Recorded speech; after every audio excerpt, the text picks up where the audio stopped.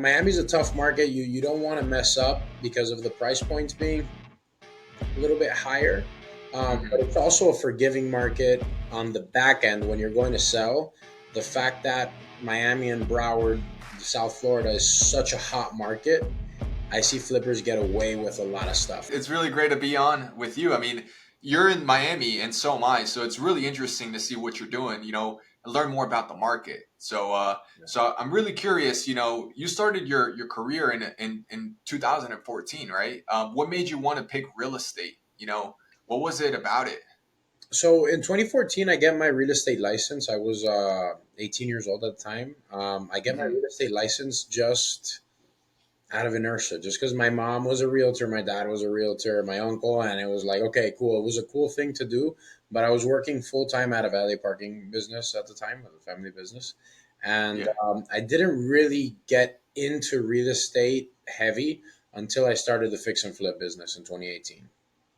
Okay, gotcha. So what happened in, between those 4 years that kind of, pivoted you into being a fix and flipper? I mean, fix and flip has a lot of risk and it's not a beginner strategy. So, I mean, I'm sure there's a story to it. Yeah, so in those 4 years, I did a couple deals.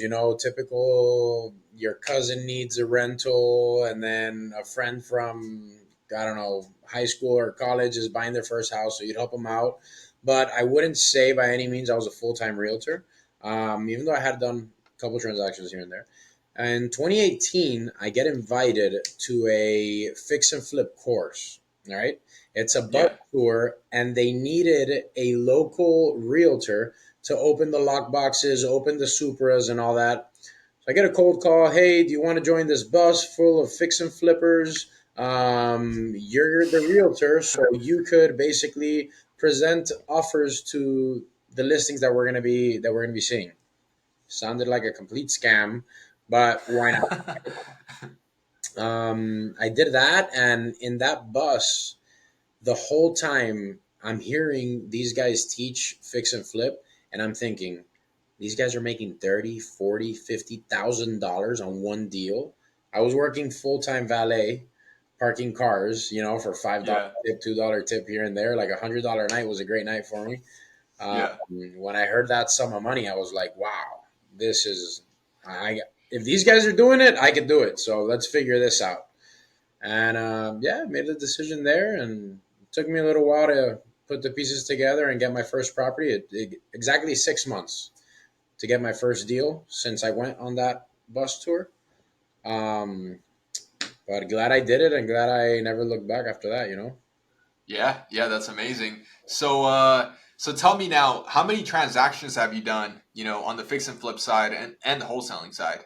Just to kind of give us, a breakdown of your experience. Yeah, well, we're over 250 transactions. Um, I think I'm well over if I include the wholesales, but the way that I have my wholesale business structured is mainly to feed my fix and flip business. So Yeah. I use the wholesales as a complement for the deals that I don't want to keep myself. Yeah. Yeah, totally. So you've kind of vertically integrated. So you That created a wholesaling business so that you can get lead flow, and then you do the deals that are the best. You cherry pick them, and then you give them out, to other fix and flippers, the ones that you don't really like. correct. I mean, I at the beginning I thought I'm just going to do what wholesalers do all the marketing, get the structure together, and just buy all my deals. But for those that understand wholesaling, sometimes you have to be very flexible with your buy box. If you're only buying one certain type of property, like you can't turn down a good lead just because it doesn't fit your buy box. So it forced me to also wholesale some deals out. But yeah, it's exactly what you said. We were in the search of vertically integrating both companies, and that's what we've been working on. Yeah. Yeah. So tell us a little bit about the process, I guess, with the vertically integrated. What is it that you do in order to get this business up and running? Profitable. Yeah, so well, let's go back to that 2018, right? It takes me 6 months to do my first deal. Hmm. 2019, I did three deals while still working full time. And then in 2020, we decide, hey, proof of concept, this works. We know how to do it. My money guy, my investor says, "Hey, I'm willing to put down a larger sum of money so we can do more deals now, but let's get you on full time and let's open a wholesale business." So I said, Yeah. "Perfect." We went out, we got educated, hired some mentors, and while we're trying to understand wholesaling, we're thinking at first it was simple. It was like, hey, we're going to give an offer as if we were going to flip it. If they say no, whatever. That's it, you know? Yeah. But maybe 6 months in, I'm like, okay, I go back to my mentors and I'm like, look, I'm not converting the way that you guys say that I should be converting on the leads, right? Yeah. So he says, well, what are your offers look like? What do your leads look like? And I'm explaining to them, this is how I run my numbers. If there isn't 100K in spread here, and if I'm not at 70% ARV minus whatever, I'm dropping the lead. And that's where the Yeah. problem is because there are other buyers out there that are willing to pay more, you know? So build a buyer's list, Yeah. start selling to these other buyers, and if you can't cherry pick it for your fix and flip business, cool. Find another exit strategy. Wholesale it, hotel it. And we were selling to iBuyers, to hedge funds, to all that. So when we were able to understand that there was other exit strategies more than just the flips that I like to do, it like opened the other horizons for us, and that's when grand offers started becoming profitable. Gotcha. Okay, that sounds incredible there. Would you mind kind of breaking down a little bit of, telling us what are the exit strategies that you find now in order to be able to make this a profitable business? Right. So currently, we're wholesaling deals, which is you just buy them and maybe paint lipstick and slap them on the MLS. We do a Hmm. lot of wholesale, which is where you put it under contract and you sell the contract to another buyer. The fix and flip, Hmm. HGTV, you're buying an ugly property, making it nice. And the one that I liked a lot that I ran with, and I'm going to say was probably my key to success in 2022, I would close on properties and just sell them to Zillow, sell them to Open Door, sell them to OfferPad. That has changed a lot in the past couple of years, but there's still a couple of iBuyers out there that you could still, close these properties and sell to.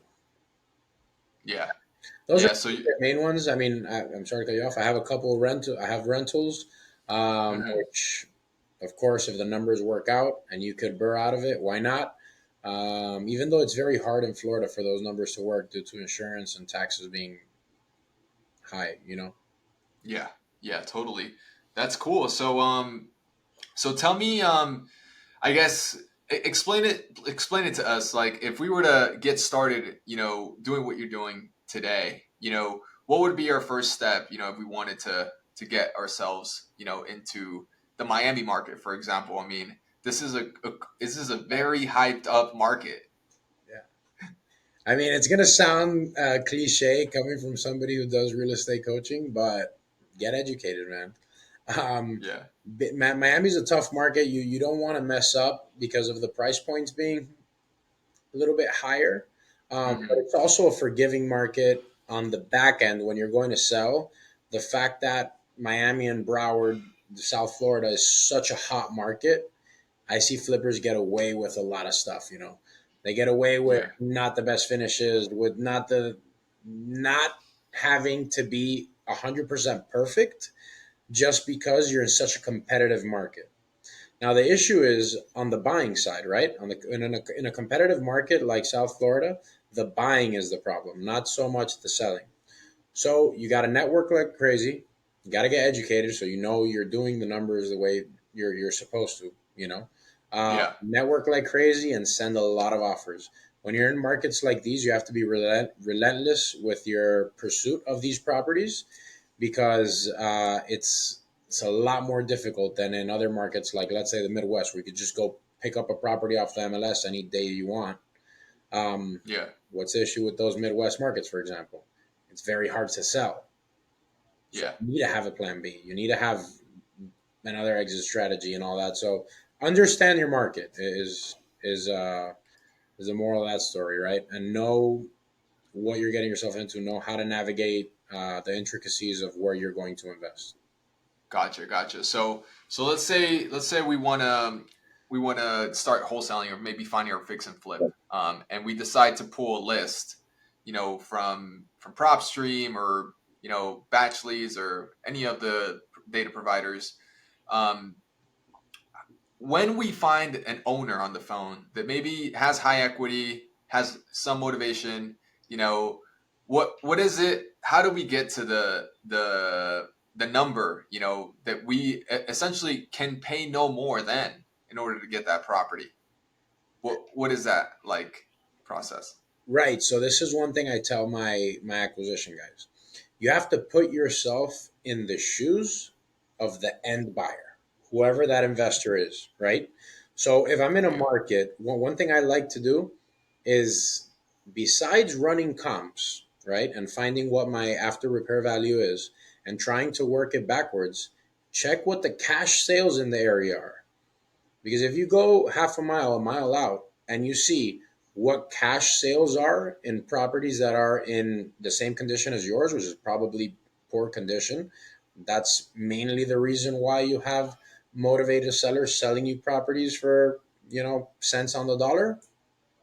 See what other investors are paying for in that area.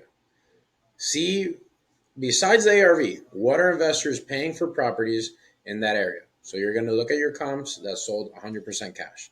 And then the other thing that we do is we have a formula, right? 70% of ARV minus repairs is like the most famous one. Um, yeah, but back to understanding your market. If you know in Miami you could move something at 80% of the after repair value, then cool. You check the cash comps, you see some things are selling at 80% of after repair value. Perfect. I could go up to here. That's my MAO, my maximum allowed offer. okay, But it's again understanding your market, because a tough thing, and one thing that happens a lot in this business, is you lock up a property too high, you're not able to move it, and you're leaving your sellers in a bad spot, and that kind of has given wholesaling this bad stigma. I believe that's a main part of it. So yeah, understand what investors want in the area. And you also do that by networking, speaking to investors. Hey, at what percentage of ARV are you buying? What what kind of properties are you looking for? And transmit that to your buy box when you're sending out offers as a wholesaler. okay, gotcha. So we got some tips there, guys. 80% of ARV is what sells here in Miami. As opposed to 70% in most markets, sometimes, Minus repairs. right? Minus repairs, yeah. So that's really cool. And tell me about building a real estate team, because obviously you mentioned that you have a partner, like a money partner. So like when you were getting into this, like how did you build your team in order to be where you're at today? So I have an interesting business structure on the fix and flip side, which is, right. I leave the course, right, and Saturday, Sunday, I leave the course. I'm still valet parking, and Yeah, I decide I'm going to start fix and flipping. What's the first yeah, thing you need to fix and flip? You need money, of course, to buy the house. yeah, I have no money because I'm parking cars. So I start calling yeah, everybody on my list of contacts that could potentially have enough money to either lend me to do a deal or partner up with me on a deal. Get yeah, a bunch of no's, a bunch of you're crazy, that only works on HGTV, et cetera, et cetera. Until I find yeah, one, yes, one, let's meet tomorrow. Perfect. yeah, Okay. I prepare three case studies for them. I went on the MLS and I found properties that were fully remodeled. I went to the history. I found out how much that investor paid for the property. I saw the before pictures, after pictures, and I came up with what I estimated were the repairs done on that property. I gave them yeah, three case studies and I said, look, this is the business. It works. These guys did it successfully. This is more or less what I think the numbers are. Let's do it. I'll be the realtor. I'll find the properties. I'll sell them. I'll manage the contractors. I'll do it all. All I need you is to lend me the money. Uh, yeah. he said, I won't lend you the money, but I'll partner up with you. Perfect. That's fine. I have no money. I'm desperate. Let's partner up. I need Okay. 50% of the business. Perfect. That's fine. I don't care. I partner up with him. And then the first meeting, he says, "You don't know anything about construction. I don't know anything about construction. We need to bring in contractors as business partners, even if it's a small percentage. They need to have benefit if we do good, and they need to be penalized if we do bad." Yeah. So we got our contractors, which is a friend of mine. I mean, now we're like best friends, but Mhm. at the time he was going out with my wife's best friend, whatever. I called him. I'm like, "Hey, you're a contractor, right?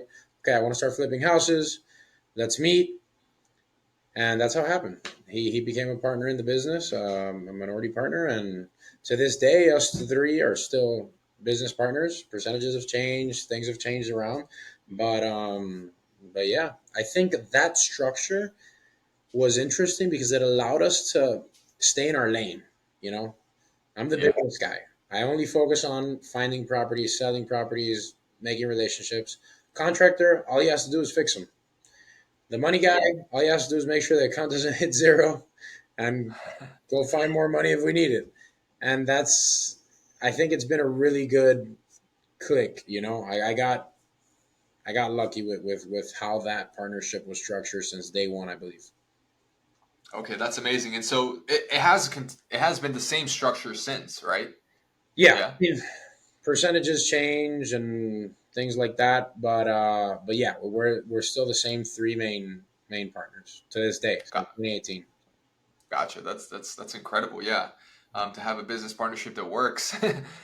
So tell me, on the fix and flip side and on the wholesaling side, what are your average like deal checks? Like what are you making on a regular fix and flip or an average one, and what are you making on a wholesale? Like here in Miami Yeah. specifically, So you on a know? fix and flip, you want to make more or less 10 to 12% of the cost of the project.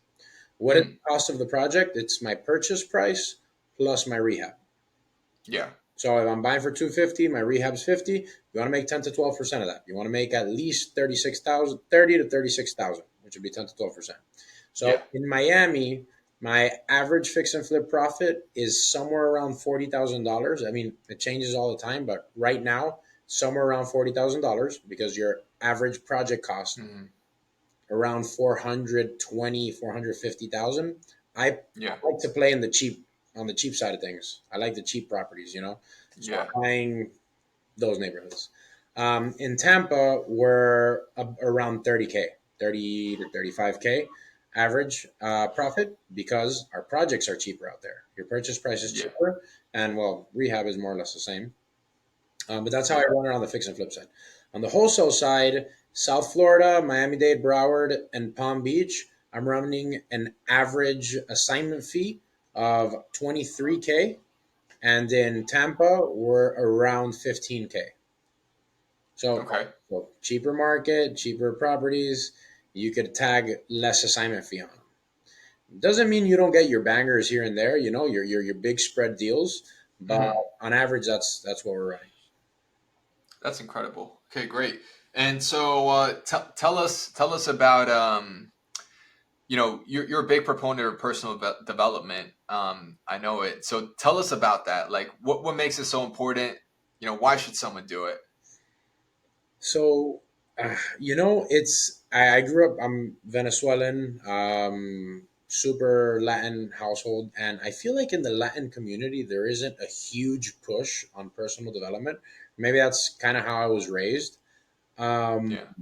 Even though my family is a bunch of entrepreneurs, successful entrepreneurs, a very go get it mentality, but not so much invest in learning from somebody else about personal development, mindset, all that. When I get into real estate, I do my first mentorship for the wholesaling side, and a bunch of motivational speakers were on stage. One of them, the first one was Charlie Rocket, and he talked Hmm. about. I'm not sure if you know him, Charlie Rocket, Dream Machine. The guy is awesome. You can look him up on Instagram. Uh, Yeah. he was talking about how he sees the world, how he sees opportunities that come to him. And I'm like, wow, that's such an interesting way to look at things. That life is happening for you, not happening to you, that I was kind of Mm-hmm. hooked on that. So maybe let's listen to an audiobook. I found out who Jim Rohn was. I started listening Mm-hmm. to all his stuff on YouTube. Yeah. I went to a Tony Robbins event last year. And like since then, it was always let me invest into more real estate stuff. On the real estate seminars and all these mentorships and stuff, they sprinkle in the motivational stuff and the mindset Yeah. and all that because you need it to be successful. And Yeah. every time I like the mindset and the motivational and the all that stuff a little bit more and more and more. And now that I'm coaching, I see how important it is to get out of your own way as a Mm-hmm. student. Get out of your own head, get out of your own way, like, and truly believe I could be successful. I could be doing this. I deserve to be successful. I deserve to be doing this.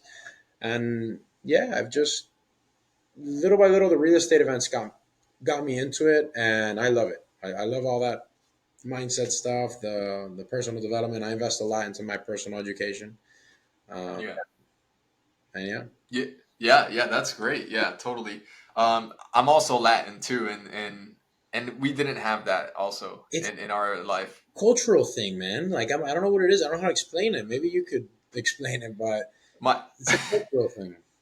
my stepdad is successful, and he's like, oh, you just got to do it.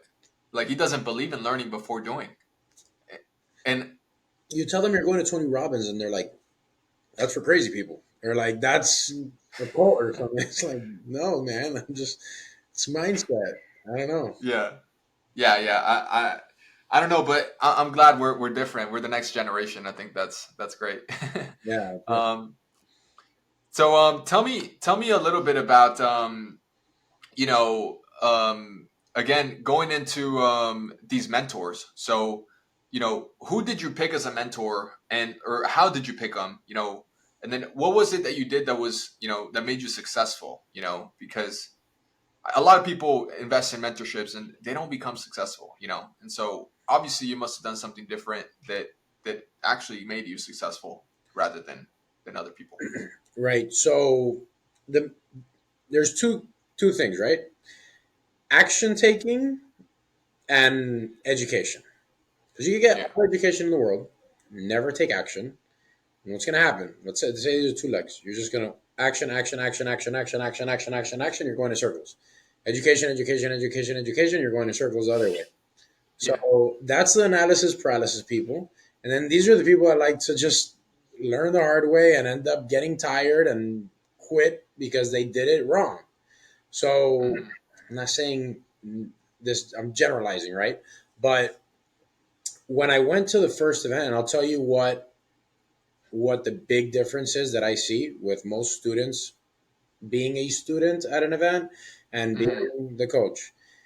You need the mindset and the massive action that is required to go out there and be successful. Because you go to these events and they make it sound very easy. But without massive action behind it, you're not going to get anywhere. Even if it was the greatest coach of all time, even if like you went to the best event ever. So going back to how you pick your mentors and how to be successful when choosing a mentor, number one, do a little bit of background on them. Do you think they align with your goals? Do they align with your values? With more or less, obviously, you can't be best friends with the guy before you hire him, but does this guy or gal emit something that I could see myself relating to, especially values and stuff like that? Because I Hmm. get the saying you do business with people that you like. You want to be Yeah. with people that are like you and that are aligned with you. So, do they seem to have proper values, goals, etc.? Perfect. Do they have a track record? Okay, they have a track record and they seem like they're decent people. Good. Let me look into it. They have success stories. Perfect. I'll go hire them. And once you do, you have to take massive action, like ridiculous amounts of action, and it's tough. But not give up. When I started real estate, I was tired of parking cars, man. I wasn't gonna take no for an answer. I wasn't gonna failing wasn't an option. So it was Yeah. either I stay parking cars forever, or this works. I make it work. I know Hmm. it's worked for other people. The easiest thing is to find an excuse as to why not. Your excuse as to why it is important needs to be big enough to get you out of bed on the days that you don't want to. Yeah. Yeah. That's amazing. And let's talk about mindset because everybody, says the same thing, but it's hard to know what it is. Like if we can describe it, then maybe people can understand it and kind of actively develop it, right?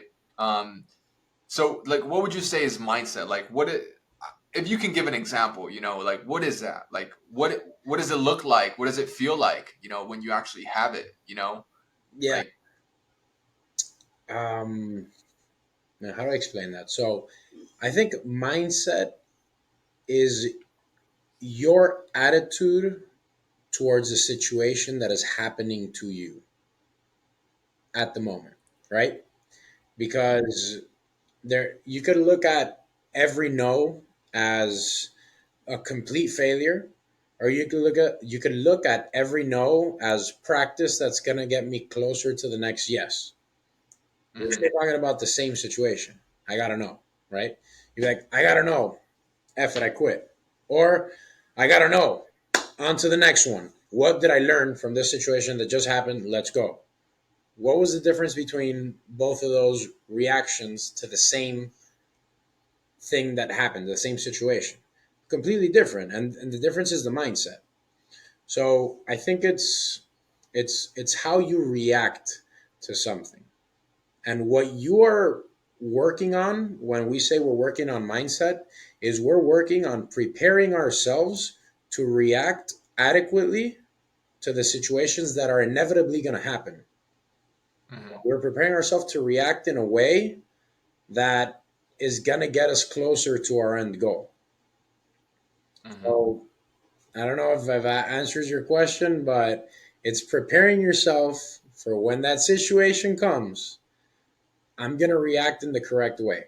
Whether or not I have all the right answers, whether or not I do it 100% right, it's the mindset, the how I react to it, how I see that situation, and seeing everything more as opportunity than failure or whatever, a million other negative connotations that you could tag to getting no's or not the ideal outcome. Yeah. Okay. Yeah. Yeah. That's a really good explanation right there. I think that that's great. And then massive action. Let's talk about that. What does that mean? Like, do you have to have, I guess, KPIs on like how much to do of things? Like, what is that? What does that look like? What does that actually? What is that? So, uh, massive action. It's extremely important. I'm a huge proponent of massive freaking action. So I'll go back to the example of when I went to this event in 2018. Hmm. Saturday and Sunday, again, I'm just parking cars. I like left the event. I remember I was here at the Trump Doral. I left at 4 p.m. and I had to be in Coral Gables at my shift on Saturday at 6 p.m. And the whole time I was there, all I was thinking was, if they're doing it, I'm also going to do it. What happened on Monday? On Monday, I didn't sit down and think, oh, but I don't have money, and what am I going to do? And I'm a valet. How am I supposed to raise the capital? I took my phone out and I started one by one scrolling through my contact list. Every time I'd find somebody that I thought had a little bit of money, stop, call. Hey, I have this opportunity. I want to present to you. You went to invest? No, I wouldn't even say bye. Hang up the phone. On to the next. Call. Hmm. That's massive action. Yeah. Was it the idea, like going back and thinking about it, was it a little bit crazy and irresponsible? Maybe. Maybe I should have prepared a business plan first. Maybe I should have approached it a little different. Maybe I should have tried to schedule a Zoom call with them instead of explain everything over the phone. But I don't know. I just did. I just did. And then when I got the yes, it was like, oh crap. Now I got to prepare a business plan because I have a meeting tomorrow. And let me go on the MLS. I went on the MLS. I started finding the properties. I did it. Yeah. That's massive action. He says yes, perfect. That was on a Tuesday. On Monday, he said, let's whatever, let's meet. Tuesday, we met. I gave him the business plan. He said we need a contractor. On Thursday, all three of us, the contractor, my money partner, and I, were sitting at the table negotiating terms of how we were going to start SoFlo Flippers. I did a post on it on my Instagram where you could see the day of the event, Yeah. and I explained all the dates. And you can go on some biz and see like the event happened, and I think it was 10 days later the LLC was registered with an operating agreement and everything. That's massive action, Wow. and Yeah. it's understanding. You don't need to have everything absolutely figured out. Do don't just learn. Do so. Yeah. th- Yeah. That that's massive action. that is a really great real life story of how massive action can change your life. And so, alrighty, so let's dive into a little bit into the actual physics of like what wholesaling and fix and flipping is. So tell us like what kind of list do you pull, you know, and a little bit more details, how you actually do it. Right. So I like to look at the wholesaling business as the sales and marketing arm of my real estate business, which is fix and flipping. Hmm. Wholesaling is not a real estate business. The product Yeah. that they are selling is real estate, but it's not a real estate business because a wholesale business doesn't own property, it doesn't buy property, it doesn't sell property. It's buys, sells, whatever, it flips paper, it flips contracts. So Yeah. that's marketing and sales. That's the marketing and sales department, the way that I see it. Hmm. Kind of list and things like that. We're marketing to highly motivated sellers. So, first of all, we need to make sure that our sellers have motivation. So, we got to make sure that any list or anybody that we're going to market to has a little bit of pain. What could that pain Hmm. be? An example is a probate. Probate would be they just inherited the house. It Hmm. could be pre-foreclosure list. It could be a tax delinquent list that they're late on their taxes. You're late on your Hmm. taxes. You're probably hurting for money.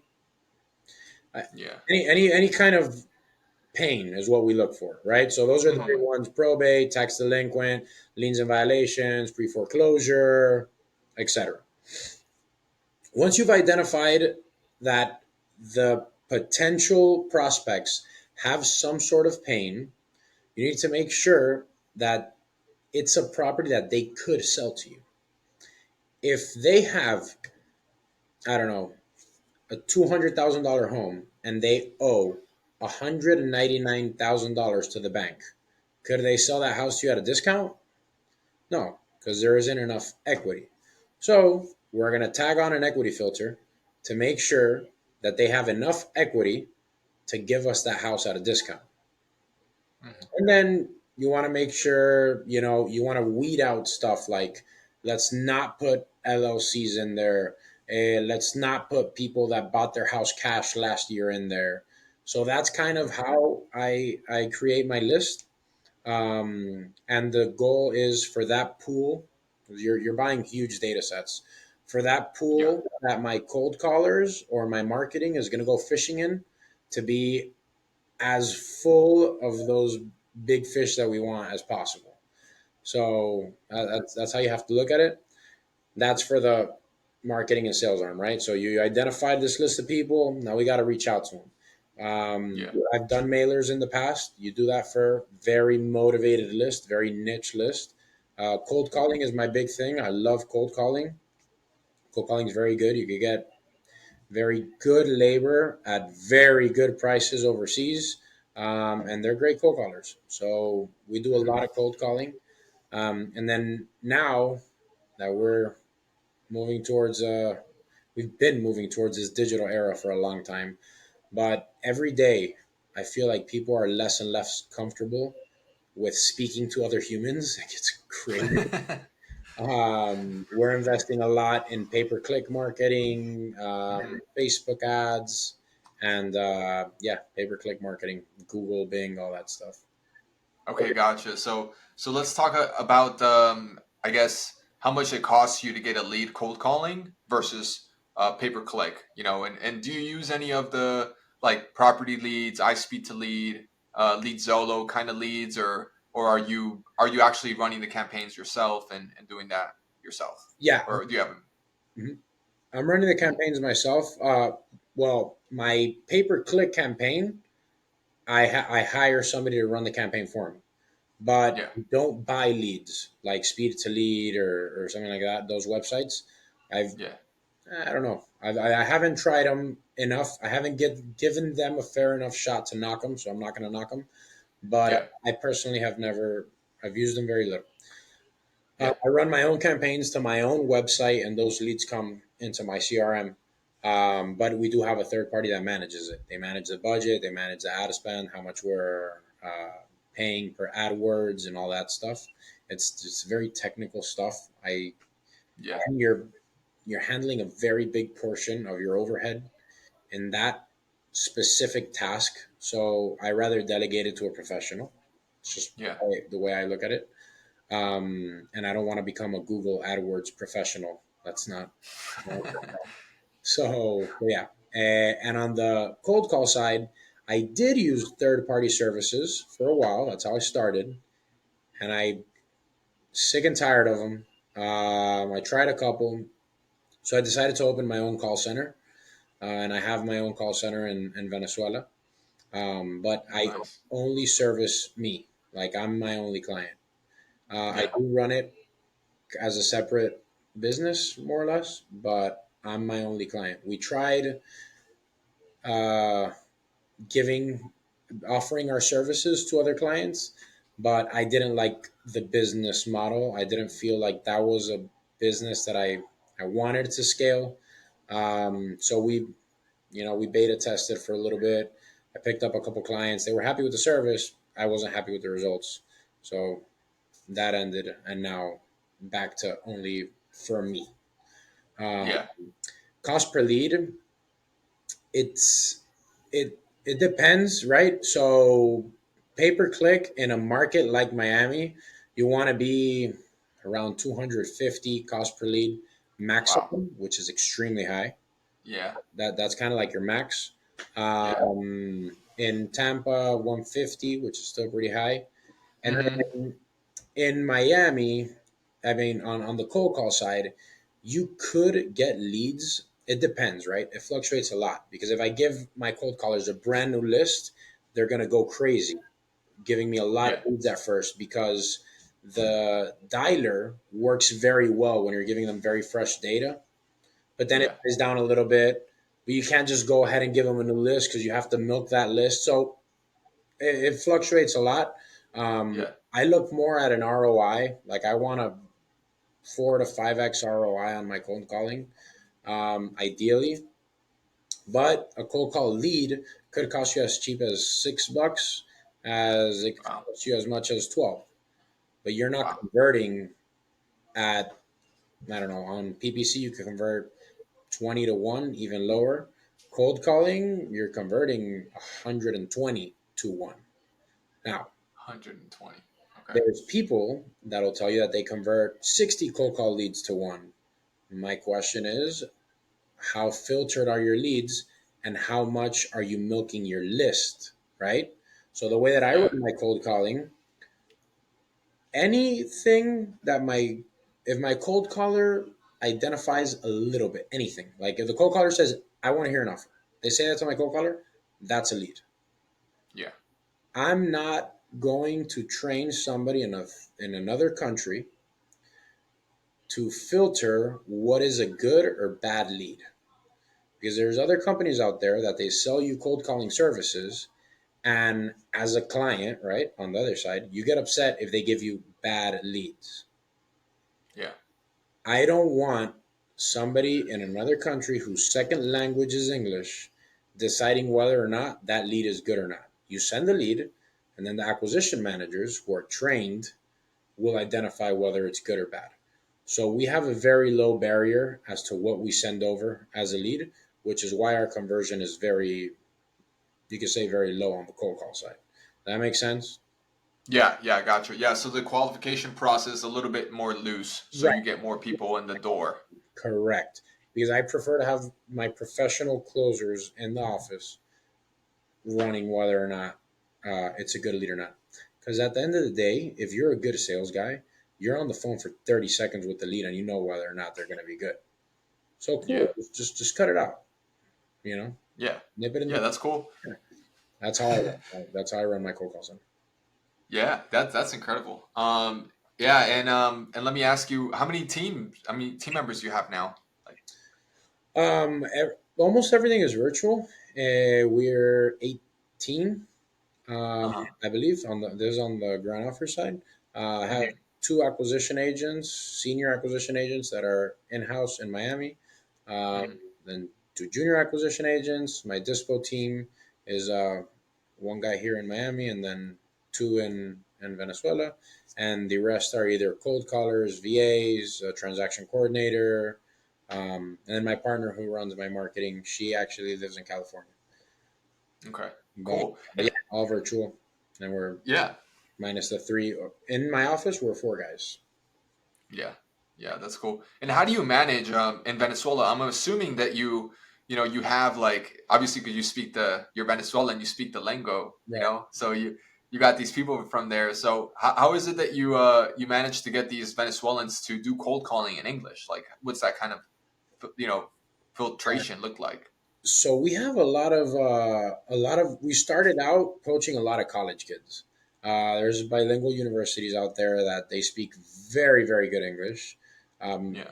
I believe the Latin American accent in English is a lot more digestible than like people that have their cold callers in Egypt or in whatever. However, Yeah. many other places they have a way stronger accent, so I like using the Latin American cold callers, and they also speak Spanish, which in Miami is incredibly important. So Yeah. I make that switch real quick. But yeah, finding people that speak English was what wasn't really the hard part. The hard part is retention. Yeah. Um, and what we've done is marketing at universities and a lot of word of mouth, a lot of word of Hmm. mouth, and then kind of try to. It's hard to create a culture when you're virtual, but you send them bonuses, you do meetings every so often.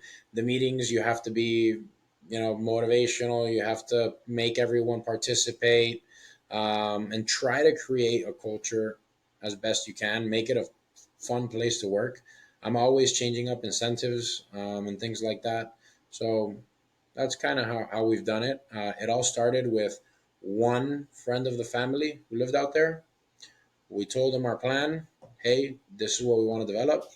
We need somebody out there that we could trust. We need somebody out there that knows what they're doing, and I'll train them via Zoom, whatever the case may be. And yeah, that's how it worked. Most of the trainings at first were via Zoom. Me personally, until we created a library of videos that they all go through. And now I've trained my sales director to be good enough to train them for me. So somebody leaves my call center, a new one comes in, I don't even, I'm not involved in the process. Okay. Okay, that's good. That's great. Congrats. Yeah, So a big one. That was annoying because imagine yeah. cold callers, it's a revolving door, man. And if I have to be there training them every single time, it's tiresome. Yeah. Yeah, I was gonna ask. I'm gonna ask. What are you involved in? Like, what is your, I guess your professional, outlook on this? Like, what are you involved in? Um, like, I guess what's your role in like this whole like real estate, empire you have right here? So what I tell my girls, my employees, is my job is to make sure that you have all the tools to be successful at your job. So Uh-huh. I'm support for my team is the way that I look at it. It's basically, what do I see is, you look at the metrics, right, and you're like, oh, this position team is lacking. Okay, cool. Let me have a meeting with my dispo guy. Hey, what's going on? Why is this happening? What do you need to be successful at your job? Like, how can I support you? Oh, I feel like, we need a bigger buyers list. Okay, cool. Let's brainstorm. How do we fix it? You need an assistant? Perfect. Let's hire an assistant, put him in place so he could help you. You see the marketing is going a little bit down? Perfect. Let me meet with my marketing expert. Hey, what do you need so that we can fix this marketing problem? No, I don't know. It's just I don't know. Our lists are going down. We need to think of what new list we could pull. Perfect. Let's brainstorm. Sit down. Think about it. Let's do this and this and this. So be a problem solver. Be a problem solver and do it by um, promoting others to do their job, right? Like helping others be better at their job is what I want to do. I don't want to come in and be like, hey, here's a Yeah, solution. Bye. I want to help you problem solve with me so that we could get better at this together. And that's how I see it. It's just big picture. Hey, this is where I'm a big picture guy. This is where we want to go. How do we all get there? And then how do I support you so that you do your part to get us all there? gotcha. Okay, that's super cool. Yeah, that's incredible. I and so you're basically you say it takes you about 120 leads to get one of those cold call and conversion at like $6 to $12 a lead. So Mhm. you're spending upwards of like 600 to like $1,000 per close, like per deal, right? Um, and then No. on the fix and no, is that all right? Oh, per closed deal, Per closed deal, yeah. six or $700. Yes, on the bar, right? Yeah, and then on the fix and flip side, then you got like the Miami leads, the pay per click leads that you're doing, which is like 20 leads out of 200. So you're spending maybe like 4 grand at most, maybe. Right. But there's a trick there because on the on the cold calling side, you can't. I would have to grab all my tools, right? So like call tools, the cost of my manager, the cost of my list, the cost of my skip tracing, and put that into my cost per lead, which I don't. So that analysis that you're getting right there is accurate, but it's unfair to my cold call leads per se. Am I am I making sense? Right, absolutely. Yeah, there's more overhead that goes on Exactly. along. Pay per click Yeah, is simple. Is hey Google, I'm willing to pay up to $250 for this lead. Boom. That's right. all the cost involved.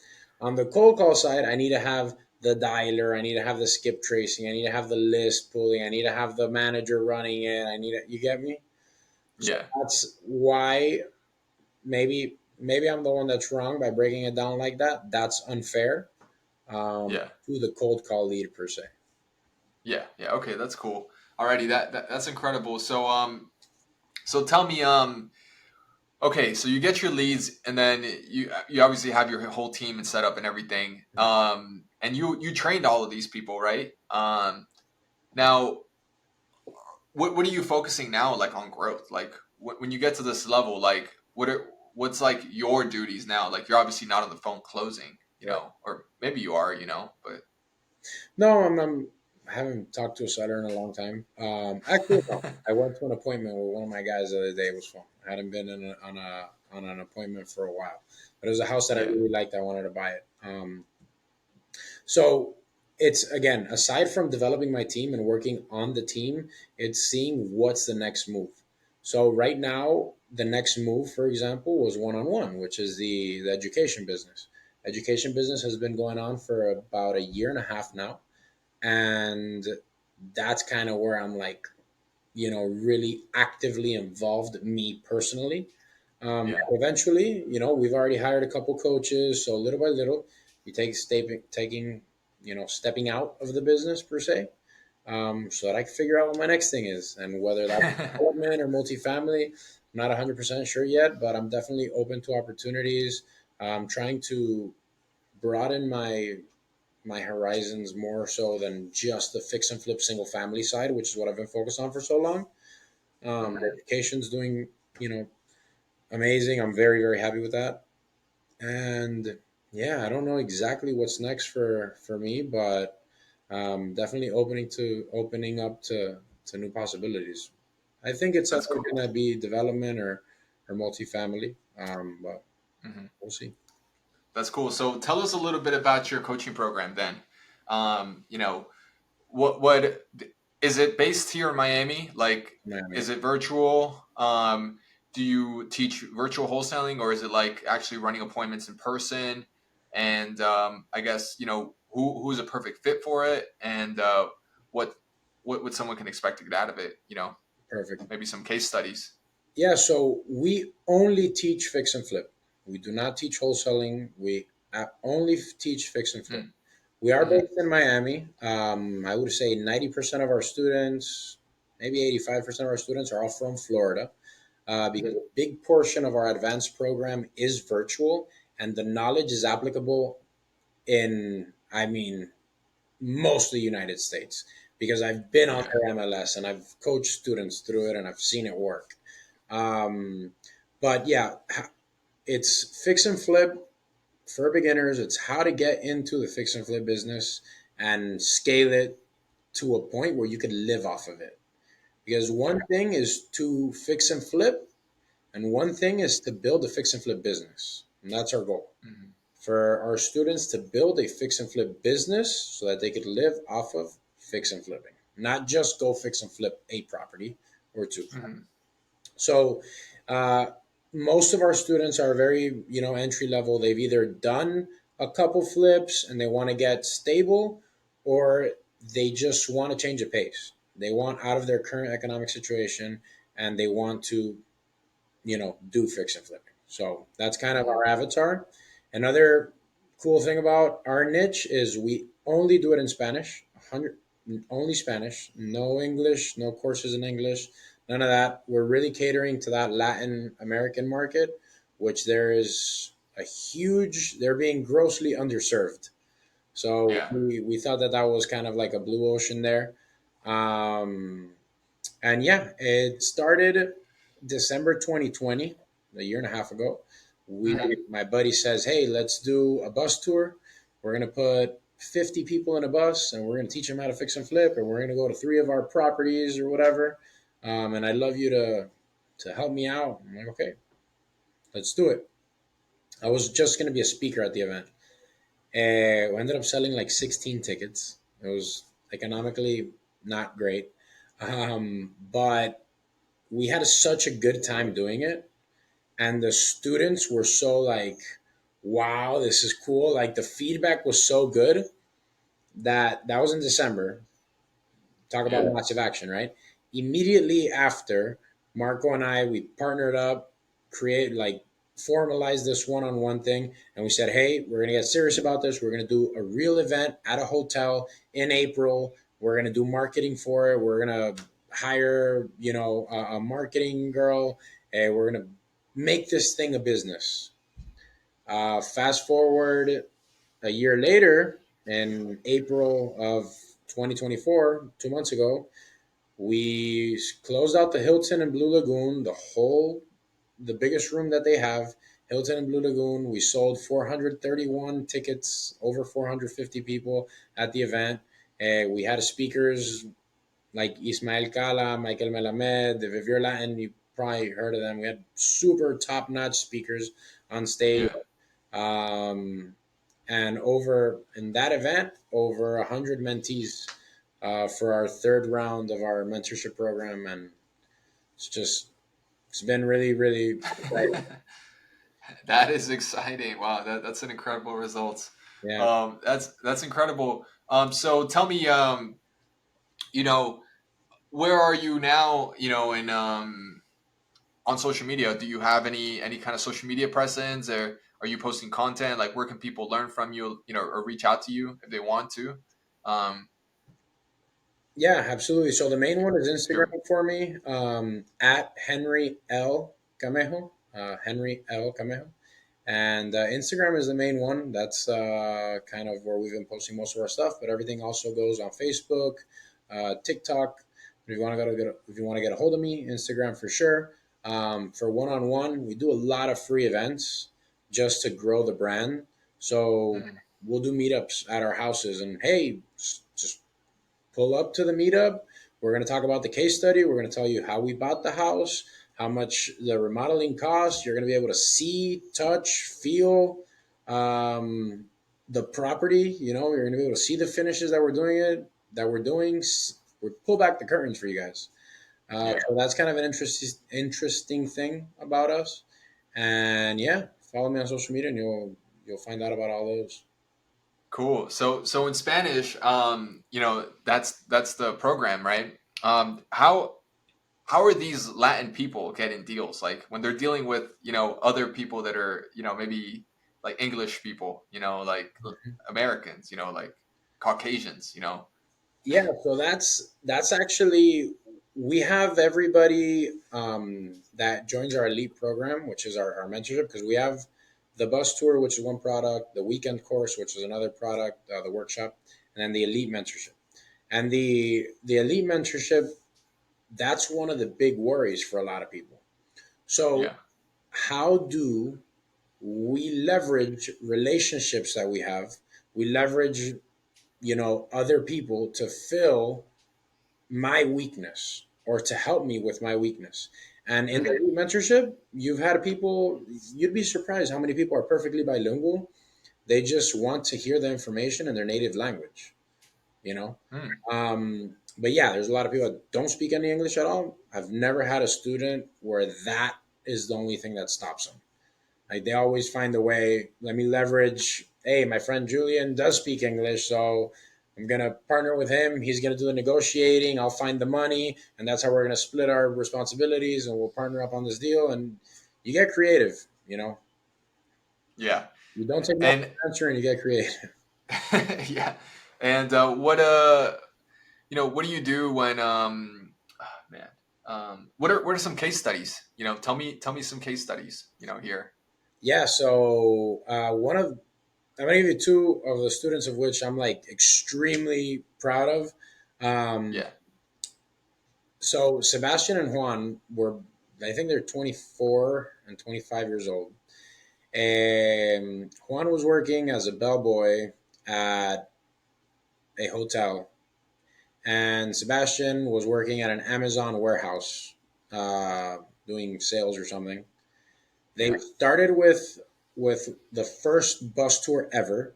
Then they did the first event in April 2023. They did the first elite, and in December of 2023, so 1 year with us, right?